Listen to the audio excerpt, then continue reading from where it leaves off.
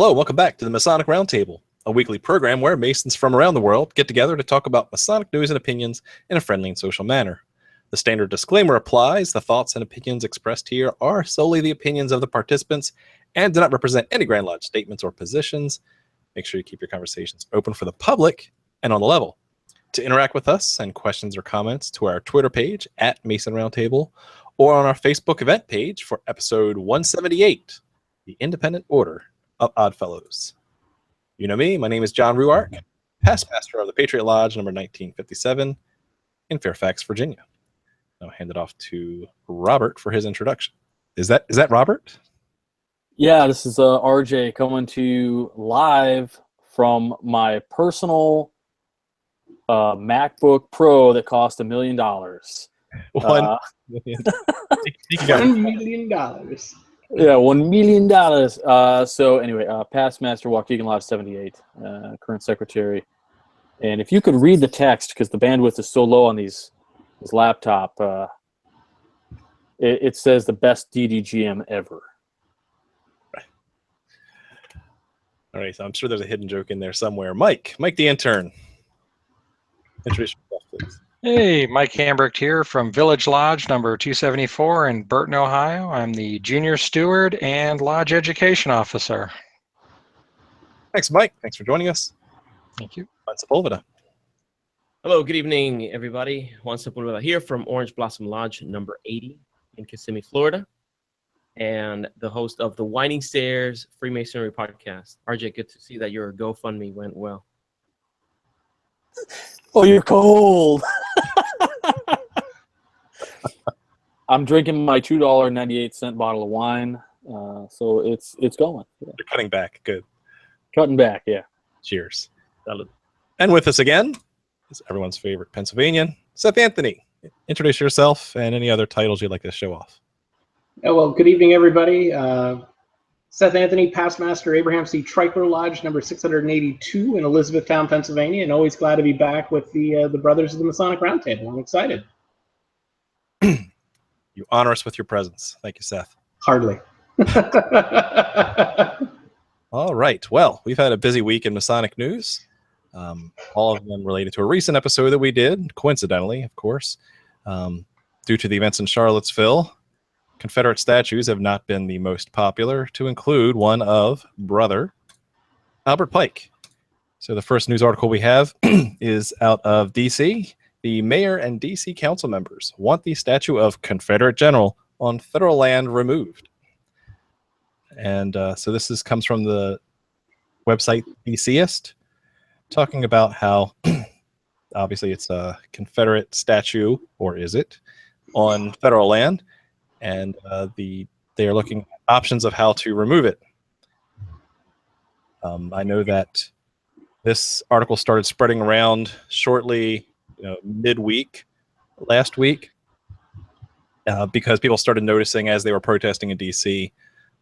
That, as we've, again, one commenter on Reddit said, well, we really can't blame ourselves because we've said publicly, hey, this is the only Confederate general on federal or in D.C. Albert Pike was the statue stand. So we kind of brought that on ourselves, but it's if you really dig into it, as a couple of our notable brethren have, it's really not a Confederate statue. What say you guys? Yeah, it just stands to go to all of the hoopla around the statue. Even when you just now when you said it's really not, even the air and kind of the way you say that almost gives it like this, like it's a caveat about the statue. It's not even that. I mean, it really has nothing to do with the Civil War, nothing to do with the Confederacy, and everything to do with just celebration of an individual who had individual accomplishments, both as a Mason and an upstanding citizen, born in the Union. It's just unfortunate that it's come down to this, and I've seen some commentary both on Reddit and on Facebook. That's been a lot of it takes an act of Congress to remove it, or an angry mob apparently. However, and I say angry mob according to, in the context of that particular statue, because I mean, it's the hate on that statue is completely misplaced, really. But I digress. Agreed. So here's a picture of the statue with the protesters around it, and as you can see, he is not wearing any Confederate uniform.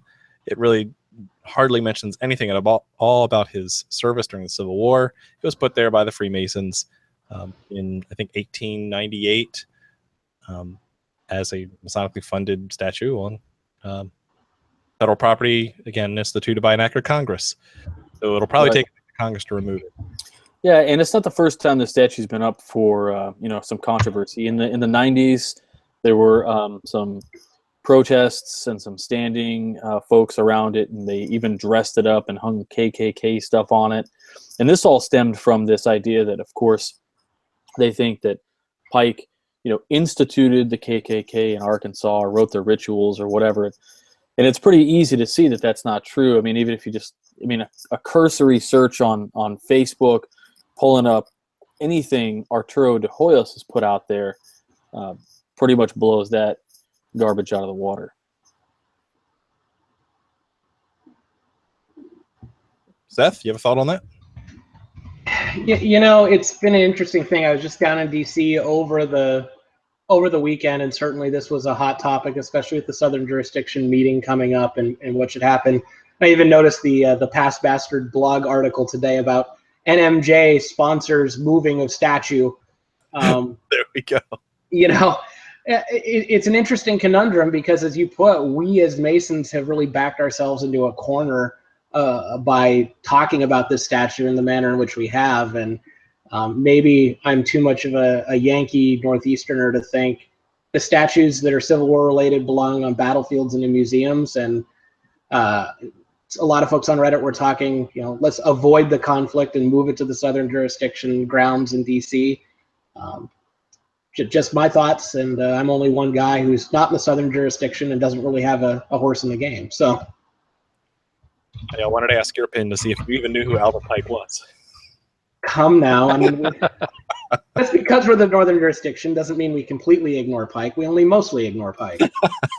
Right. Instead of Albert Pike, it's Almoner's Fund. I get it. Yeah, exactly. Very simple. I read the article.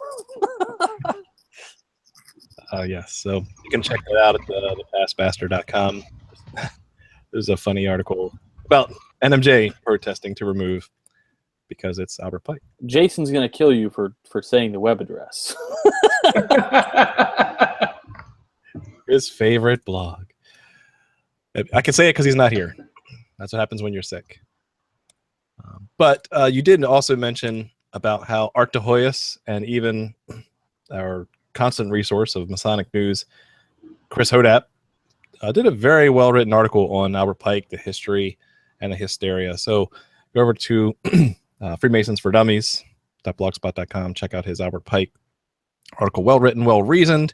And as we know, reason doesn't last very long against emotions. That's just human nature. But it's gonna come to something. Also, one thing that we didn't have queued up in the news is that later this past week, a bucket of red paint was spilled on the statue, but it was cleaned up with by the next morning. So nice try, guys. Also, Masonic news, sort of kind of related. RJ, what happened to your computer? Why were you so pixelated when you started this?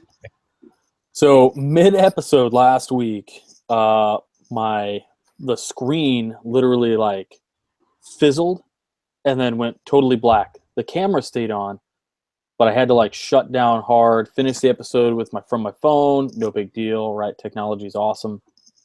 But then this had actually happened a week before also, and I brought it back from the dead, and I thought it was totally fixed, just a fluke. So I use an iMac that I had purchased 8 years ago. Got a bunch of, I had upgraded just the RAM in it and stuff, and just kept it up to date. And I think the video card just finally fried. I guess there's some issue, I'm going to get technical, with like Radeon cards inside of these specific year iMacs.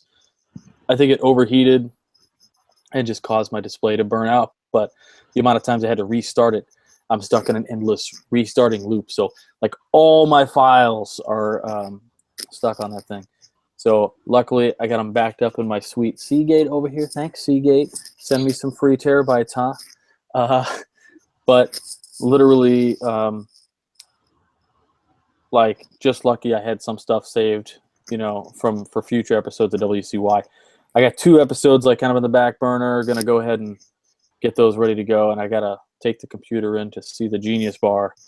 Maybe they can at least get the hard drive out, and I think I can do that, but I don't want to void my warranty, so we'll see what we can do. Obviously, you're extorting money out of all of your listeners, right? According to Reddit. Yeah, so I had mentioned that, like, you know, if I needed to replace it, you know, the equivalent thing of my 8-year-old computer, if I wanted to, because of the upgrades I had done to it, it'd be like a $2,000 machine, which is by no means like a pro version or anything. It's a pretty base model. But, you know, there's a lot of Mac hate out there that's overpriced. It's expensive. It's what I use. But yeah, some guys were not real comfortable with the fact that I had mentioned, you know, maybe if I can't get the funds together, I might have to stop doing the show for a while or indefinitely. But it's fine. I had put out a little statement on Reddit, you know, that it kind of explained my position on it. And it is what it is, you know. I'm doing the show now from my personal laptop. Like the Mac was kind of my personal, you know, computer at home, but it soon took over with just the podcast, and I kind of gave that, and it was only for podcast stuff. That's not family use or anything, so it is what it is. It's all good. Probably going to get it fixed, hopefully. And from an IT guy's perspective, by the way, you know, who works on PCs, I totally get, you know, that, you know, you're used to a Mac. So the difference between a Mac and a PC may seem inconsequential to most people, but if you're comfortable on one or the other, switching is not easy.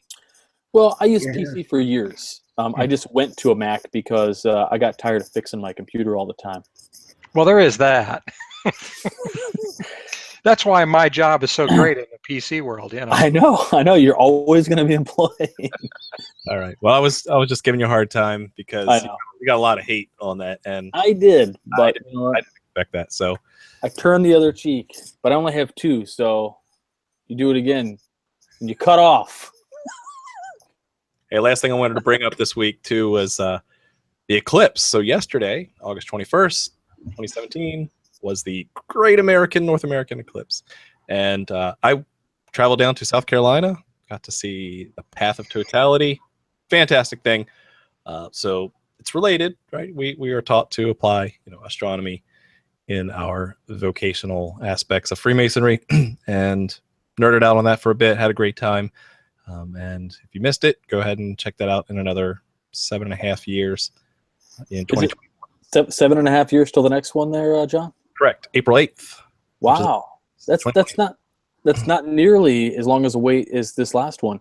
For those of you who are fortunate enough to follow John, it was really funny to see his post like after it was over. It was like, outside of my kids and Freemasonry, this was the most life-changing thing ever. It was pretty cool. Hey, I got emotional. I got to say, it was something to say. The words can't describe it. The pictures can't describe it. It's something you have to do. Honestly, I have to say I totally understand that because about 5 years ago, I got to set up and watch the Venus occultation, which was when Venus, you know, crossed the sun, you know, which it won't happen for like another, I think it's another 130 some years, something like that. That's awesome.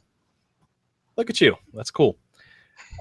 There's one other thing I did see, though. I think it was posted late today, maybe in the Winding Stairs Freemasonry group. Really cool idea that I wish had been kind of thought of earlier. Some guys did an effort to post pictures of them as Worshipful Masters taking a selfie with the eclipse in the background, thereby showing the harmony of the sun, moon, and Worshipful Master. Oh, I like that. Kudos to whoever thought that up. That was really smart. I like that. You know, some people were asking, you know, oh, I don't see what the big deal is. Like, what's the relevance? Because I even posted a video, a live stream of what I was doing here in the house. I took my handy dandy telescope and transformed it into a projector. So I had a very large image of the sun, and you could see the sunspots and everything. And some people were like asking, like, what does this have to do with anything? And you know, of course, I have a lot to say about it. Bro, pick up a book. Yeah, it's like, yeah, it won't kill you.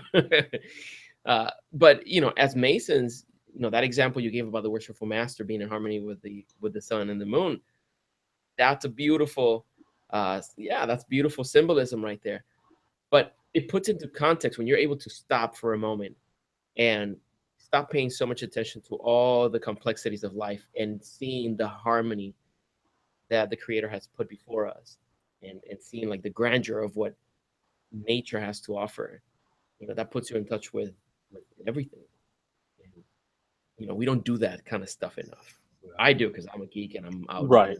Yeah.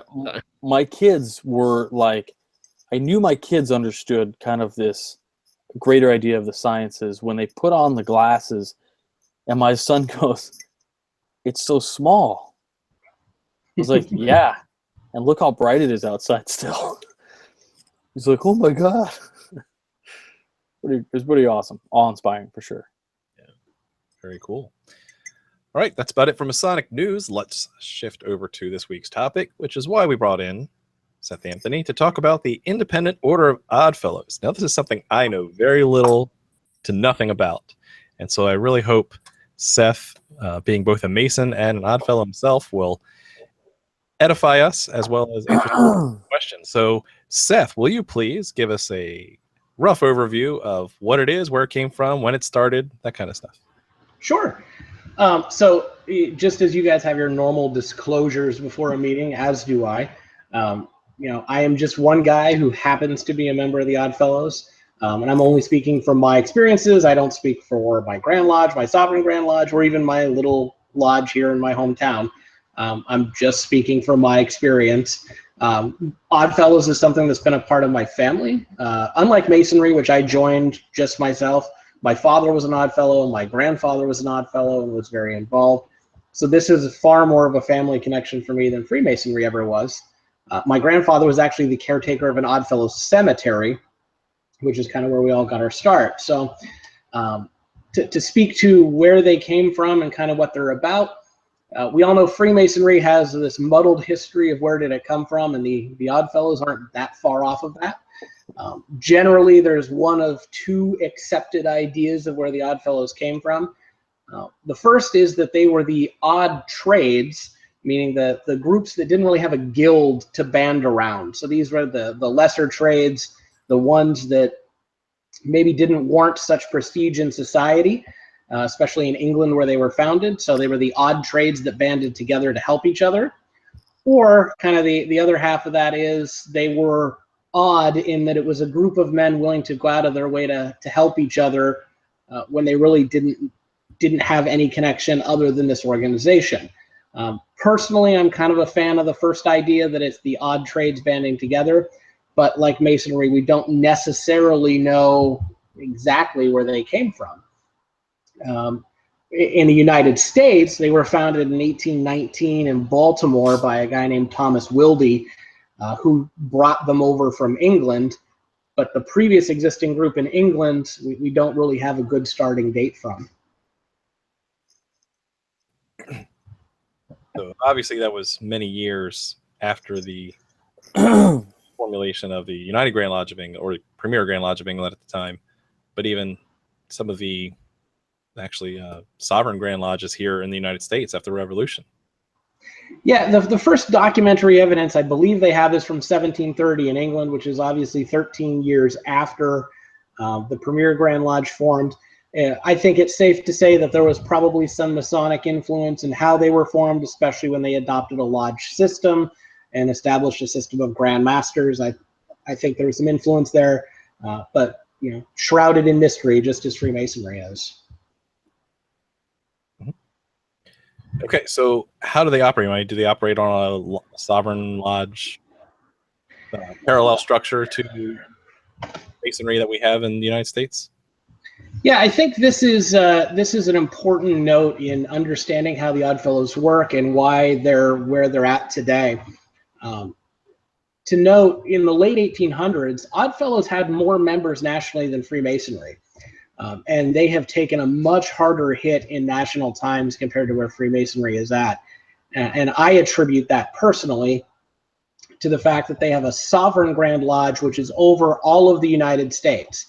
So they have a national sovereign Grand Master who is in charge of all of the states. And then each state also has a Grand Master that is in charge of all the lodges in his state.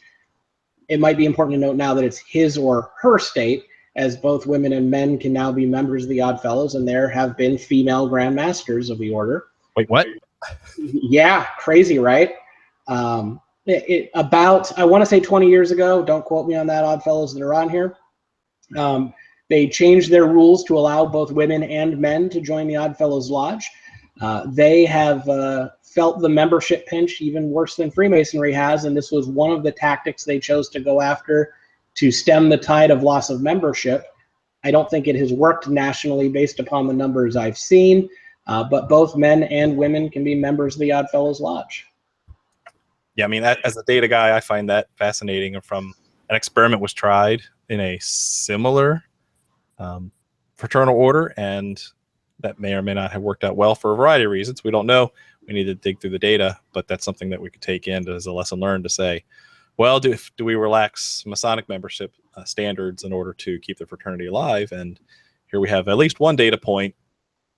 We really need to find out what cause and effect is, that introducing women may or may not be a viable solution. Seth, I'm curious. You say that considering the result you see as females were allowed to be part of the organization, in contrast to the decline that you see in Masonry, would you say that it's a steeper decline, or is it about the same? How would you compare the two? I certainly think the Oddfellows have had a steeper decline overall. The reality is women didn't save them as much as they thought it was going to, because the women who joined were women who were already affiliated in some way. They were the wives of men who were Oddfellows. They were involved in their ladies' organization called the Rebeccas. Those are the women who showed up to join the lodge. They weren't just women from the community. I've said in some local lectures I've given about the Oddfellows, if you want to see where Freemasonry will be in 20 or 30 years if we don't do some inward reflection, the Oddfellows are already there. They've been struggling with the issues we're just beginning to grapple with, and they've proven that admitting women to the lodge isn't the answer. It's been a move they've been comfortable with, and they've had some benefit from, but it's not been a membership boost that has saved their organization. So I have a question regarding that. I mean, when we're talking about, when you initially said that they allowed women in, my first was a question that was, did they allow the women in as a membership solvent thing, or was it because they felt, hey, let's be like, I don't know, morally progressive? And so in that, like you've clearly stated, it was like this, it was a membership point.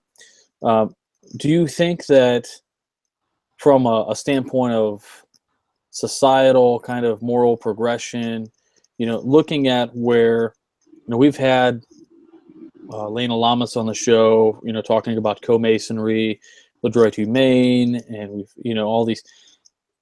Do you feel that Oddfellows has that over Masonry? Do you feel that there is some sort of benefit there that you see intrinsically within that organization that you might not generally see in Masonry? Like, do you see the missing link, or is that not something you generally see or even think about? And not you personally, but just like not as a judgmental thing. I'm just curious, like if you notice that when you walk in. I think it depends, just like everything in Freemasonry, on the local lodge. My experiences in Odd Fellowship have ranged from my local lodge here in Pennsylvania out to Peninsula Lodge 128 in Portland, Oregon, and some interactions with some California groups. I think the initial idea that it was a membership benefit where it would gain the members was the way the progressive parties sold it to the conservative parties. When I joined my local lodge here, that ruling was not that old, and there were still many local lodges in rural conservative parts of Pennsylvania that said women will join over our dead bodies, and they made sure that female petitions never even made it to the lodge. My lodge was a little bit more progressive, kind of being in a more urban area, and admitted women. Certainly they were helpful in filling chairs and being active in the lodge and maybe bringing some skills that we didn't have in our membership otherwise. There's certainly been a benefit there, but I think your mileage varies around the country as people are willing to adapt and adopt that. Sure. I'm willing to bet the Deep South probably hasn't admitted a whole lot of female members. That's fair. That's fair. So yeah, I think you answered the question, and I appreciate like kind of the candor in that. So how are the rituals kind of set up? I mean, is it? Let me step back and ask. Well, what is the requirements to join? Right, we have certain requirements to join Freemasonry. Are there requirements for the OddFellows? Yeah, so the true basic requirements, and I may be mistaken on one of these points, and I apologize if I am, but to my knowledge, the actual age for joining is 16, not 18 or 21, as we often see in Freemasonry. You do have to have a belief in a supreme being. The rituals have a distinctly Christian bend to them, even though they say that you can be of any faith to join. I think a non-Christian would probably have a couple of items in there they would run against and go, this may not be as sectarian as I thought it would. They confer 4 degrees. There's the initiatory degree, which is kind of the basic, every member has to have this. Once you have that degree, you can start attending lodge functions. I come from Freemasonry in Pennsylvania, where we open on the 3rd degree. So this is very strange to me, but I know that's not the case in all states. Then you go see the 1st, 2nd, and 3rd degrees, which align with their values. You see on their emblem. The degrees, they do have DVDs, so you can see them. We really try not to use them when we can. I'm in an area where we don't have to use them, and we do have some local lodges that can still perform the degrees. But that is an option for folks to see them. They're very much biblical, Old Testament, what you would expect out of Freemasonry in a lot of ways in the Blue Lodge degrees, although they cover a much broader variety of stories than kind of the one story we have in Freemasonry. I'll share here on my screen. This is a very famous print from the OddFellows called From Jerusalem to Jericho, progression of degrees. It's much like the From Darkness to Light print that you will see in Freemasonry. So it's kind of the walkthrough of degrees, and you'll see, if you can do a little bit of symbol reading, some Damien and Pythias in there, some Aaron, the high priest at the temple. You'll see some Ark of the Covenant. So they're very much in that same vein as what we have in Freemasonry. That's fascinating. I think that particular print, I've actually seen in a Masonic lodge, not attributed to OddFellows. So pretty amazing. That's incredible. Yeah, the degrees are an interesting thing. I was very lucky when I joined. I went down to Walker Lodge in Philadelphia, which is probably still one of the strongest OddFellows lodges nationally. They used to send degree teams to Europe and elsewhere to do the American version of the degrees for this international body. I'm not sure if they're still doing that now, but I just recently signed 3 new petitions, and we're working on getting them to go see the degrees done live in Allentown at the local lodge up there. Just like Freemasonry, I think it's important that you still see the degrees done live by real people and not on a DVD. And there's definitely a move within the organization to keep that ritual and history alive. So my next question for you is comparable to some of the esoteric aspects of Freemasonry. We've talked before and against the hidden symbolism, the philosophy behind Freemasonry. Do you see parallels to that in the OddFellows? I think there's there was a time where a lot of that existed, but the Oddfellows have come, so close to death in a lot of cases that a lot of the esoteric stuff was, for lack of a better word, washed out to make it easier to confer the degrees and easier to understand. There's certainly a movement within their national body, the Sovereign Grand Lodge, to go back to some of these really old degrees and perform them, the way they were in the 1830s, the 1840s. Interestingly, the Sovereign Grand Lodge of the Oddfellows nationally in the United States is meeting as we speak here in St. Louis, Missouri. And one of the items on their plate is discussing, what rituals do we want to look at and what rituals do we want to change? And there's definitely a movement led by a lot of younger members of going back to those more esoteric original rituals. As you look at Oddfellows across the world, certainly in Europe, especially Spain, Germany, Norway, those Scandinavian countries, Oddfellows is on par with Masonry, if not outclassing them. Their meetings are white tie. They're very fancy. It takes a lot of time, effort, and money to become a member. Here in the United States, they've very much been part of their blue-collar roots. I can show up to my lodge in jeans and a t-shirt and nobody would bat an eye. So there's a very different view of the ritual and the esotericism depending on what part of the world you're from. Now, in preparation for this episode, trying to talk about how, we've talked about membership decline. We've talked about an effort to bring women into the organization to keep the organization going, comparative to like groups like the Elks, which are, I guess, what do you say? Not co-ed. Co-ed. There we go. That's what I was looking for. The most recent statistic I can find is from 1980, which has... the most recent I can find, which had membership in the United States listed at about 190,000. I'm certain that number is less than 100,000 now. I'd be even willing to bet it's under 60, if not under 50. My local lodge, I recently rejoined here in Middletown, Pennsylvania. We have 31 members before I rejoined in the recent petitions I submitted. Of that, I think there were seven of us under the age of 60, and most of those members were over the age of 80. So how does the Oddfellow structure work overseas as well? Because we talked a little bit in the green room that there's kind of the American flavor and then there's kind of the European flavor. What's your take on that? Yeah, I'll share my screen again here a little bit for some of this, just so you can get an idea. This is a picture of an Oddfellows convocation. I want to say in Spain, but it could be in Germany. You'll notice white tie. Rather than wearing aprons, they wear these collars that almost look like vests, but certainly very classy, very well-to-do and upscale. By comparison, this was a very famous picture that ran in a newspaper of a local Oddfellows lodge, I want to say down in Texas or the South. A much different, Texas, I can see a flag. Much different take on what they look like.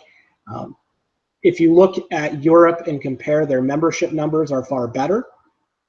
They're doing more with the membership they have, but they aren't concentrating on membership. They're not trying to grow.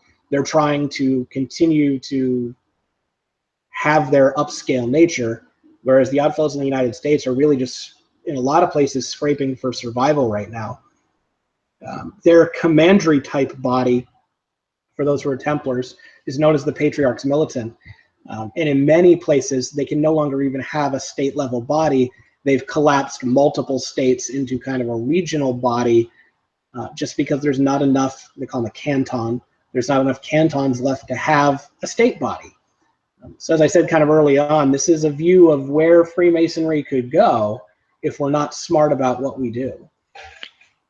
Do you think that in any way it could be because they're not as serious as the ones in Europe? Almost like that traditional observance kind of thinking? That could certainly be part of it. My local lodge here has well over $300,000 in investments and in the bank. They have an amazing old lodge building that was built in the 1880s. It has several apartments in it that helps keep it solvent. So there's really no additional building cost per se. The apartments pay for the building. But if you ask them to pay a dime to do anything in the way of promotion or whatnot, they kind of balk at that and say, well, this isn't our money. Why would we spend it? Unfortunately, it is your money. And if you don't spend it to tell people that you still exist, you're going to end up handing it back to Grand Lodge because you die.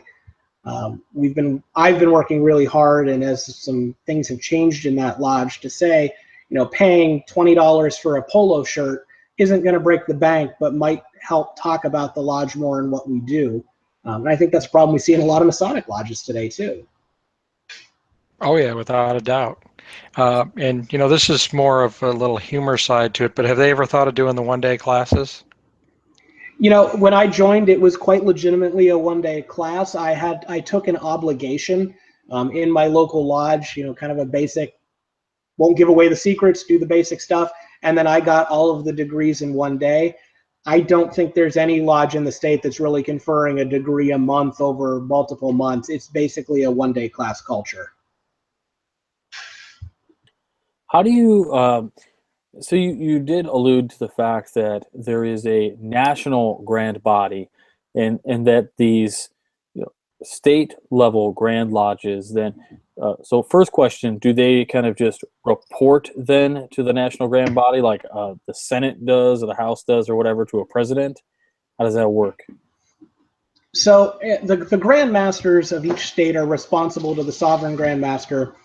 If there's a violation of law or something like that, meaning OddFellows law, he can step in and help with the oversight of that.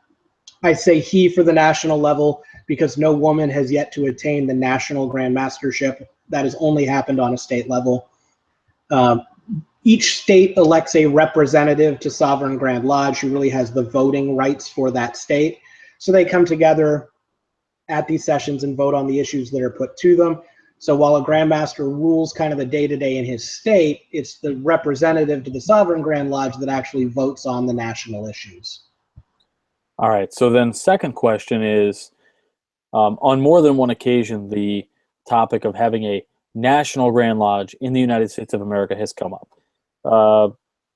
People cite it works in England, it works in Scotland, it works in all these countries. And I've been kind of dabbled in the idea and posted about it a few times. And in fact, Chris Hodap has, I think he addressed it one time in a Facebook thread, and maybe even on his blog, saying that it's probably, in his opinion, not a great idea to do a National Grand Lodge body for Freemasonry. Given your experience with OddFellows and having a National Grand Body there, do you think it would work in Masonry? Oh God, don't do it is the short answer to that. I attribute the fact that Freemasonry has survived better than OddFellows specifically to the fact that we don't have a National Grand Lodge. The stories I hear of those National Grand Lodge sessions, frankly, scare me. Realizing that, every state is different, every culture is different, and what works in the northeastern United States or maybe in the Pacific Northwest doesn't work in the Deep South. And we have to respect those cultural differences and know what works for every state. And I think Freemasonry has survived as well as it has because we could adapt on this regional level where the OddFellows have not been able to do that. So their sessions become bogged down in this argument over presumably small things that matter a lot to the regions that are fighting about them, but on the outside, really don't accomplish a whole lot and just kind of set the organization in a tailspin of constantly arguing about things that really don't make that much of a difference. Now, you say that, you have the, what did you call the above Grand Lodge? It's a Sovereign Grand Lodge. It almost sounds like they are, to a degree, holding everything from doing things independently. How has that had an influence on the consistency that you see from one lodge to another and one region to another? Do you still see some variation, or is it a more standard? I don't know what to call it. Standard whatever. I understand what you're saying. Certainly the degree work is standardized because that's, from Sovereign Grand Lodge on down. I think regionally what you see by lodges and how they act and what's important to them is where you see the change. Shout out to Peninsula Lodge number 128 in Portland, Oregon. The folks running that lodge are just an amazing group of people. I visited out there last year, 2 years ago, sorry, to meet with some of those folks for another side fraternal thing. And they are doing some amazing work in their community. They have a big old building in a nice part of Portland, Oregon. They have a special needs dance troupe that they rent space to and donate money to and really provide for. They provide money for police in their local community. And they recently made a lot of waves because the OddFellows have a national charity to send young people to the UN to see and understand what the UN does. It's their national UN pilgrimage. And they had a wonderful application from an autistic young man who wanted to go to that pilgrimage, and the national body actually denied the application because of the disabilities the young man faced and listed on the application. And rightfully, they fought for him to make sure he could go on that trip and really mounted a national effort. I don't think you would have saw that out of the Deep South or some other areas of the country. So those regional differences about what's important and what they're willing to fight for, very different in the OddFellows. Out there in Portland, I saw a young woman who, probably my age, in her early 30s, who had lots of facial piercings and tattoos and everything. She certainly would have never darkened the door of a Masonic lodge, but she was presiding officer of her local lodge, did an outstanding job, brought a lot of new members in, brought the community into her lodge, and it worked for them. But I don't think she would have ever presided in Georgia. It's just their local culture. All right. Now, I'm a Mason. My wife is probably more of a Mason than I am.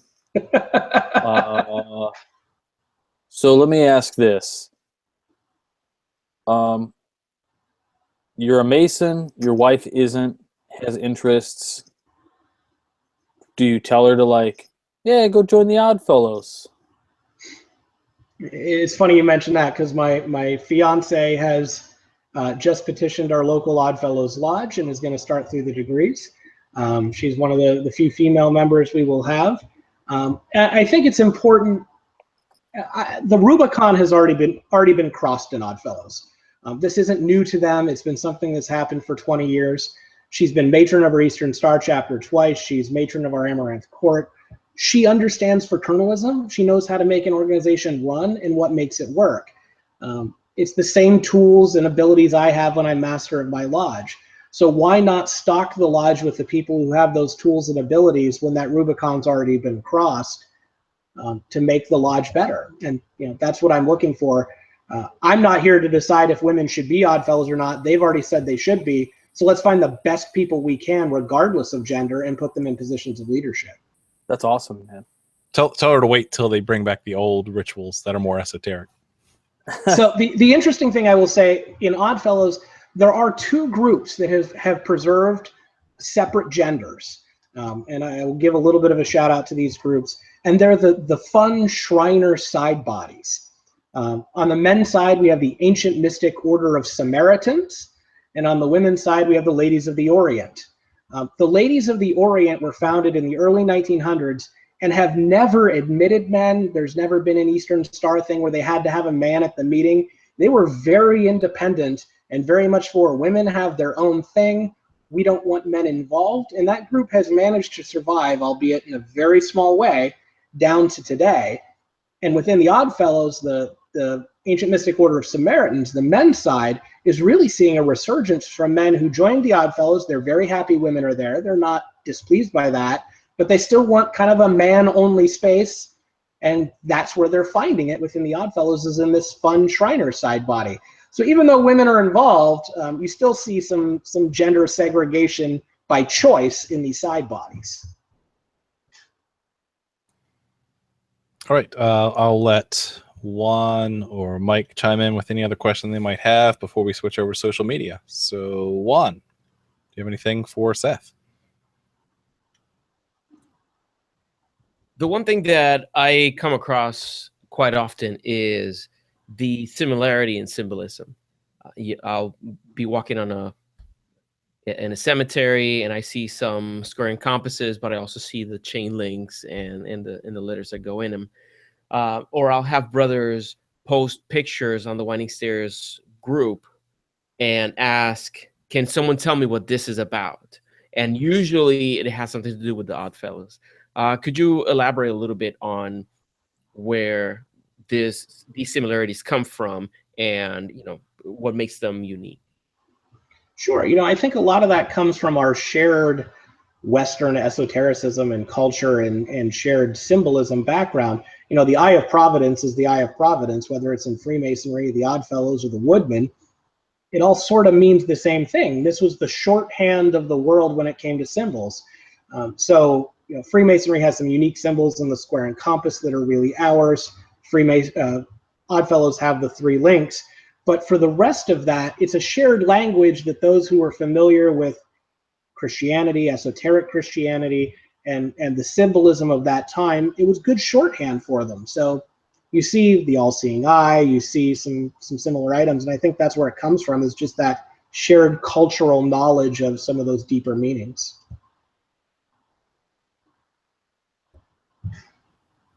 Okay. Mike, do you have anything before we switch over to social media? Yeah, because I was when I was doing my research, I found that there's a lot of comments out there that it would be similar in some ways to the Knights of Columbus, in that it was sort of an insurance group. You know, can you kind of touch on that? Yeah, I'm very proud to say that if I were to pass away tomorrow, my Oddfellows Lodge would give my estate $500. I know that will go a long way towards covering all of those funeral expenses. But one of their prime things is to bury the dead. They talk about helping the orphan and the widow, but burying the dead's an important part of that.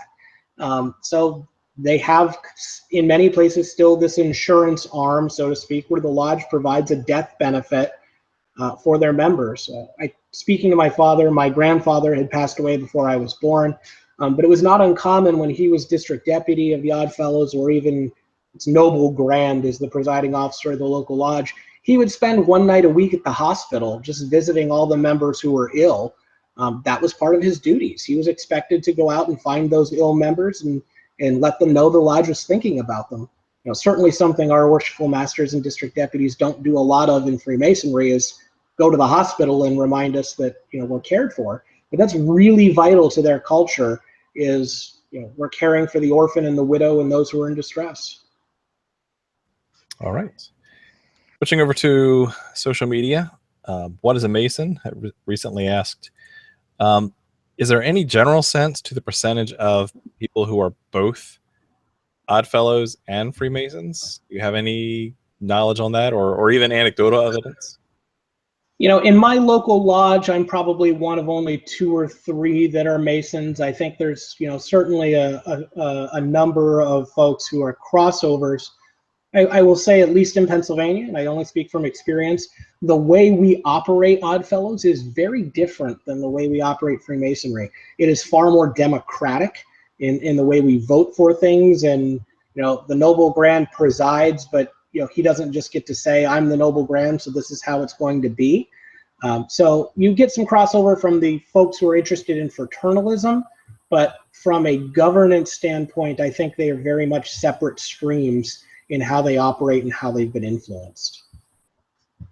It's interesting. You know, I was just talking with illustrious brother Todd E. Creason and worshipful brother Greg Knott, both who live about mid-state in Illinois, and they both have an affinity for the Oddfellows, and I think they're joining them soon. If not, they have already. It is interesting. I had my tires rotated, I don't know, like six months ago, and the gentleman shook my hand. He goes, "Oh, you're a Mason?" I said, "Yeah." He goes, "I'm an Oddfellow," and I immediately thought, like, "Yeah, not the same thing, pal. Nice try." Like, just me being whatever. But he, like, really equated this almost like an equal thing. kind of a sidebar question. Do you think that's do you see it as kind of an equal thing? Is it very similar then? Like, how do you view that? I reflect back to when I joined my local Oddfellows Lodge in 2008 or 2009. They very much had a sense that Freemasonry were the snooty white collar guys. We were coming in to take over their lodge, we meaning me, because I was the only one. I had all this experience in Freemasonry. I knew how an organization should run, and I was not afraid to tell them about that. And they were very open in saying, we're not Freemasonry. We're our own thing. Don't try to impose those ways of governance upon us. We're blue-collar, down-to-earth guys. You're out with all those rich guys running in Freemasonry. And certainly that has changed since they've gotten to know me and gotten to know Masonry.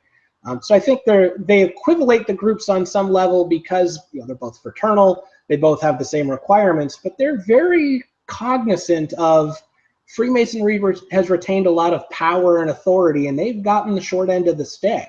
And they would like somebody to recognize the fact that they are just as old, only 13 years difference. They were once bigger and more powerful, and now they're kind of the red-headed stepchild, for lack of a better phrase, and they wish to regain some of that. Okay, another social media question goes back to the conversation on the Albert Pike statue. Do we know who actually currently owns the Albert Pike statue in DC? I know it was put up there by an act of Congress. It was paid for, I believe, by the Freemasons. But then who maintains it? I don't know who currently owns the... My understanding is it's on national park land. So that would mean the National Park Service owns it. And it is registered in a historic landmark as well. Concur with Hammy there. Good catch. So there you go. There's your answer. All right. I received another social media question via Messenger, and it was from Nicholas Lane from Civil Lodge. He wanted to know what experience do you see today with the shared buildings or meeting places between the Oddfellows and the Freemasons? In the little town I'm from in rural Pennsylvania, there was one building where all of these bodies met. The Woodmen, the Oddfellows, the Masons, they all met in this hall. And as the groups got enough money to go out and build their little halls, they did so. In many places in Pennsylvania, I see Oddfellows running from Masons or Masons running from Oddfellows if it works.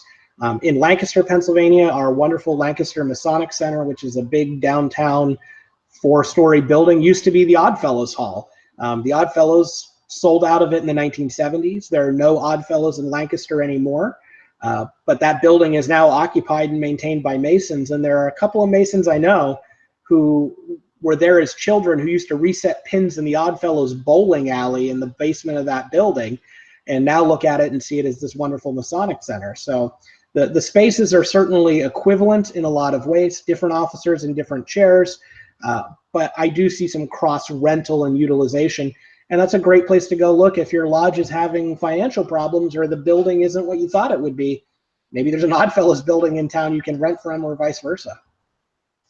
So that's incredible, actually. But then, diving into what you said there just for a moment, resetting bowling pins. I'm unaware of a Masonic Hall that has bowling alley. That's pretty sweet.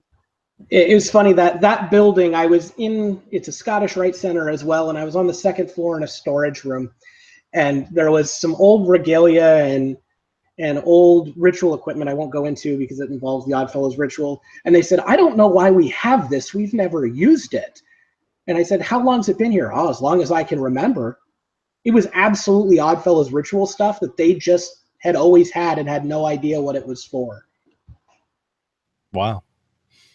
Interesting. Okay, we're at that time. Thank you very much, Seth, for joining us. Hey, my pleasure. This has been very enlightening for me, for knowing little to nothing. So learned a lot. You've certainly given me a lot to think about. Let's go around the horn for final thoughts, starting with Juan.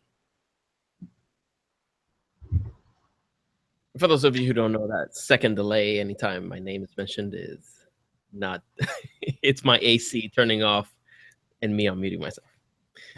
Seth, thank you so much for joining us. I really enjoy learning about these different organizations, and it kind of shows you that every organization is its own little universe, and it has parallels with ours, but it has things that are very unique to them, and I thank you for sharing those with us.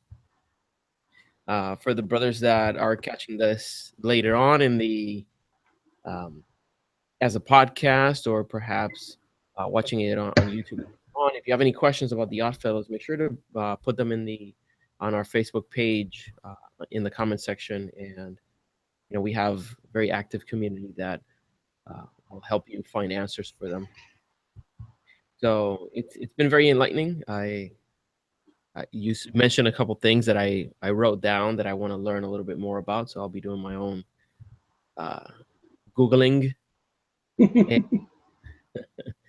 So thank you everybody for listening and for tuning in every week.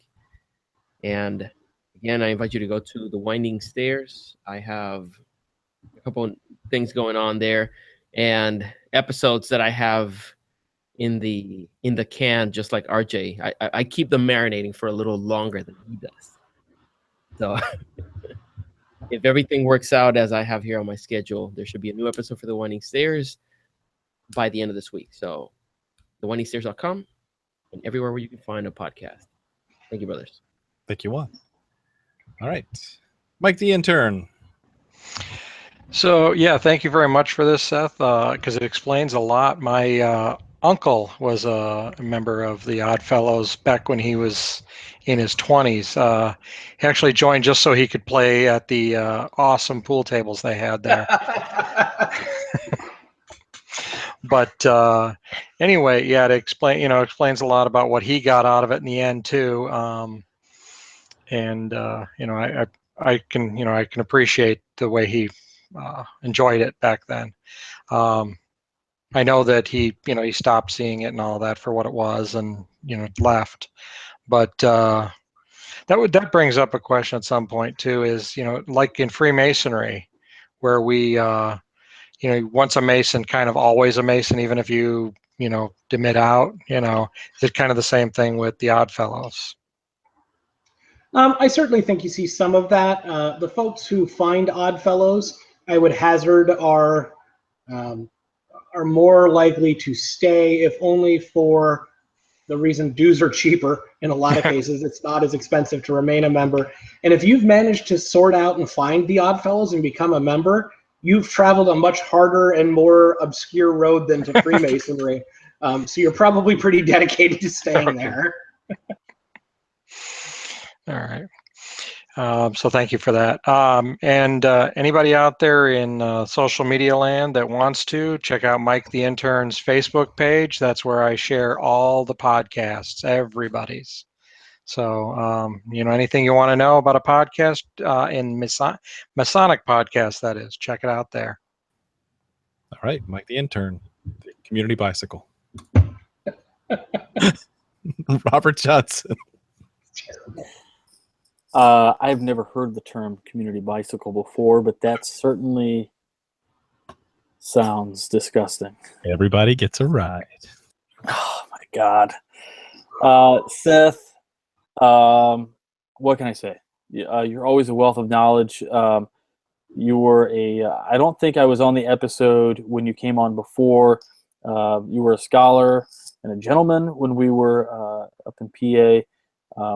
I don't think I ever thanked you for that. My pleasure. We got to get Nick a petition, number one, to get into this. Nick Johnson will love a petition for that. If you put it on YouTube and you put a credit card link in there, maybe you get Robert Johnson as an OddFellows member. I don't know. It's cute. You think they can process a credit card? Yeah. Juan, I gotta say, I love your episodes. I'm glad you got some in the can, as you say. for those guys out there, literally, I listen to episodes of Juan's show, and I get inspired to do increased quality and better production. So Juan is sometimes a podcasting muse. So I got to thank you for that. This week's episode on the OddFellows was super edifying. It was amazing. I didn't know anything about OddFellows outside of the fact that I always just thought they were copycat Masons. And that doesn't sound great, right? Seth, you did a great job, especially explaining the fact that, OddFellows has its own history, its own set of customs and rituals, and I absolutely am intrigued by that. I'll be looking up quite a bit. And lastly, Throwaway Mason out on Reddit. I'm going to give you props, man. Thanks for keeping it on the level, buddy. Thanks for keeping me honest. Outside of that, I really thank everybody for listening to the show and for joining us every week. It's a pleasure to be here. All right. Keep up the good work, Robert. Thanks. Seth, any final shout outs you want to have? Well, certainly I appreciate the chance to come on and talk, fellas. It's been fun.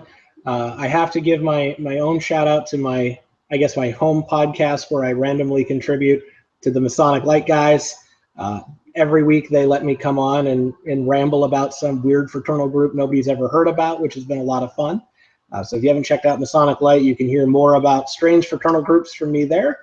And also a project I'm passionate about and plug on Masonic Light, the J.H. Rathbone Museum in Lafayette, Indiana.